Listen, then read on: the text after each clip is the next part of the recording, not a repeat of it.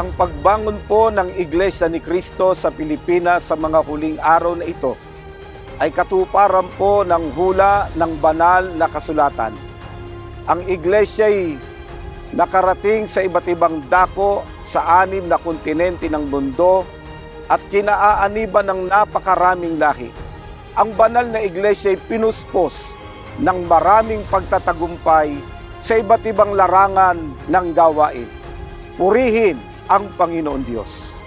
Kami po ng mga ministro at manggagawa, kasama ang lahat ng mga may tungkulin at mga kapatid, ay kaisa po ng ating tagapamahalang pangkalahatan at ng lahat ng mga kapatid sa buong mundo sa pagdiriwang ng ika-110 anibersaryo ng Iglesia ni Cristo. Kapatid na Eduardo V. Manalo, kami po ay nangangako na ang aming distrito ay mananatili pong kaisa ninyo sa pagbibigay ng kasiyahan sa ating Panginoong Diyos. Happy 110th anniversary po